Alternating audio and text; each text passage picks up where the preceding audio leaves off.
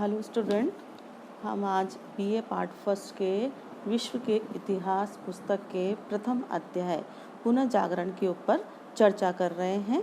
पुनः जागरण क्या है?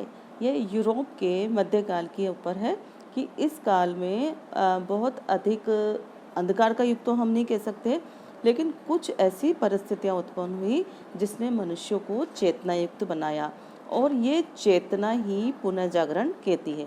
मतलब अंधेरे से उजाले की ओर। हम ऐसे कह सकते हैं कि इस समय नैतिक और बौद्धिक जड़ता थी, जिससे उससे निपटने के लिए मानव को आगे की ओर बढ़ना था। तो कई परिस्थितियां ऐसी रही जो पुनः जागरण के कारण बनी। तो आज हम पुनः जागरण के क्या क्या कारण रहे ये चीज़ देखते हैं। तो धर्म युद्ध है, व्यापारिक समृद्धि, कागज व मुद्रण यंत्र का प्रयोग, कुस्तुनतुनिया पर तुर्कों का अधिकार, मंगोल साम्राज्य को उदय, ये सारे कारण थे जिससे कि पुनः जागरण हुआ। तो पहला पॉइंट हम उठाएंगे धर्म युद्ध, क्रूसेड जिसे कहा जाता है। धर्म युद्ध क्या था कि जो जेरूसलम था ये ईसाइयों का एक पवित्र स्थान था, तीर्थ स्थल। इसको लेकर मुसलमानों और ईसाइयों के बीच में युद्ध हुआ था। मुसलमानों और ईसाइयों के बीच में युद्ध हुआ था, और इस कारण से इसे धर्म युद्ध की संज्ञा दी गई थी। इन धर्म युद्ध के कारण क्या हुआ? यूरोपवासियों का पूर्व के लोगों से मिलना हुआ, और पूर्व के लोग जो थे वो ज्ञान के प्रकाश से आलोकित थे। इन धर्म युद्धों से उन्हें यात्रा करने का मौका मिला, और उन्होंने लंबी यात्रा करने से नए लोगों से मिले, उनके नए विचारों को उन्होंने ग्रहण किया। इसके अतिरिक्त जो लोग धर्म युद्ध से लौटे थे उनका बौद्धिक क्षितिज भी अब बहुत अधिक बड़ा हो गया, और उन्हें अपने सीमित जीवन में अरुचि होने लगी। कहने का मतलब है कि ये जो धर्म युद्ध था इससे नए नए लोगों से मिले, उनकी नए नए बातों से उन्होंने उनके नए नए विचारों को अपनाया, और इस वजह से उनमें बौद्धिकता का भाव उत्पन्न हुआ। दूसरा पॉइंट हमारा है व्यापार में विकास। एक मुख्य कारण था व्यापार का उदय। ये धर्म युद्धों के कारण ही हुआ कि व्यापारिक संबंध स्थापित हुए दूसरे देशों के साथ, और कई बार क्या होता था कि ये दूसरे देशों से जब पहुँचे, दूसरे देशों में व्यापार के सिलसिले में पहुँचे, तो वहाँ के नए विचार और उनके प्रगतिशील तत्वों से परिचित हुए। इसके साथ ही व्यापार के विकास से नए नगर का भी विकास हुआ, नए नगरों का भी जन्म हुआ। वेनिस, मिलान, फ्लोरेंस, नूरेबर्ग आदि।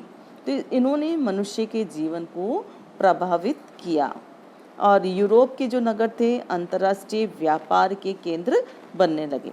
अब इसमें आगे हम देखेंगे कि जो जिनके पास जो व्यापार कर रहे थे व्यापारी, उनके पास अधिक धन हो गया, और अधिक धन होने से क्या हुआ?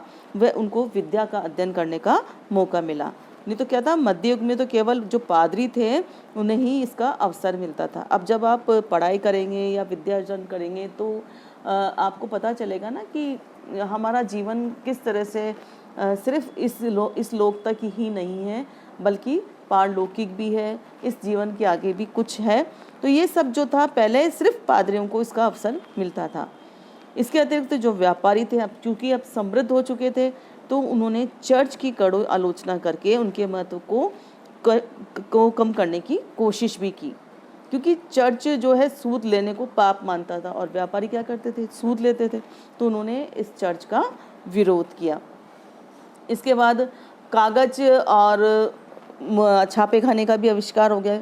छापा खाना, जहाँ पर छपाई होती है, तो इसमें क्या था? छापे खाने के आविष्कार से अब तक तो क्या था, हस्तलिखित ग्रंथ होते थे, तो कुछ ही लोगों के पास होते थे, और वो बहुत कॉस्टली भी होते थे। लेकिन जैसे जैसे छापे खाने का, कागज़ का आविष्कार हुआ, तो हजारों की संख्या में पुस्तकें छपने लगी, और वह जन जन तक पहुंचने लगी।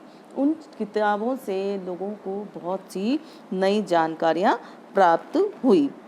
कैक्सन में 1477 में ब्रिटेन में छापाखाना स्थापित हुआ। फिर धीरे धीरे इटली, जर्मनी, स्पेन सभी जगहों पर इन छापे खाने का प्रयोग होने लगा।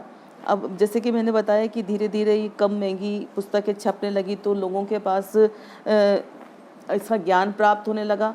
तो ये मुद्रा का जो कला का विकास हुआ, ये पुनः जागरण का या बौद्धिक चेतना का इसने सर्वाधिक विकास किया।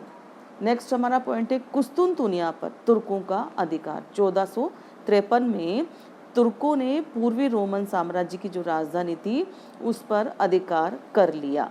अब इस पर अधिकार हो जाने से क्या हुआ कि जो यूरोप से पूर्वी देश के जो मार्ग जाते थे उन पर तुर्कों का अधिकार हो गया, वो अब जाने नहीं देते थे। अब यूरोप के जो लोग थे उनका पूर्वी देशों के साथ व्यापार बंद हो गया। अब यूरोप में विलासिता की सामग्री और गर्म मसालों की ज़बरदस्त मांग थी। इसको पूरा करने के लिए उन्होंने क्या करा, नए रास्तों की खोज की। नए रास्तों की खोज से क्या हुआ, अमेरिका की खोज हुई, भारत की हुई और अन्य पूर्वी द्वीपों का जो जलमार्ग से ढूंढ निकाला। कुस्तुनतुनिया पर जो कुस्तुनतुनिया है वो काफ़ी समय से ज्ञान, दर्शन और कला का केंद्र भी रहा। तो इससे क्या लोगों को मिलने का मौका मिलने से उनके अंदर जागृति आई। ये पुनर्जागरण का एक केंद्र था। मंगोल साम्राज्य का उदय।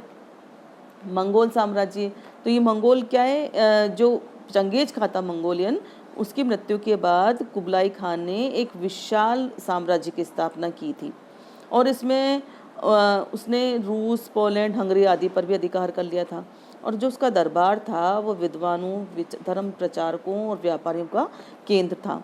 उसकी सभा में कई प्रकार के लोग थे, जैसे भारत के बौद्ध भिक्षु भी थे, पेरिस, इटली और चीन के दस्तकार भी थे, भारत के गणितज्ञ, ज्योतिषाचार्य भी थे। तो इन सब का एक स्थान होने से वहाँ आपस में वो विचारों का आदान प्रदान करते थे और इससे यूरोप के लोगों पर काफ़ी प्रभाव पड़ता था। और प्रसिद्ध वेनिस यात्री जो मार्को पोलो था वो भी कुबलाई खां के दरबार में था और उसने भी अपनी यात्रा का एक विवरण लिखा और उसकी यात्रा के विवरण से भी यूरोप वासियों का जो मानस था उन्होंने उसको मतलब वो कर दिया कि हाँ भाई इसमें चेंज हो सकता है। ये सारी चीज़ें हैं। इसके अलावा कागज़ का मुद्रण, कुतुबनुमा बारूद की सर्वप्रथम इससे जानकारी मिली। तो ऐसे कारण थे जो पुनर्जागरण के कारण बने। धन्यवाद।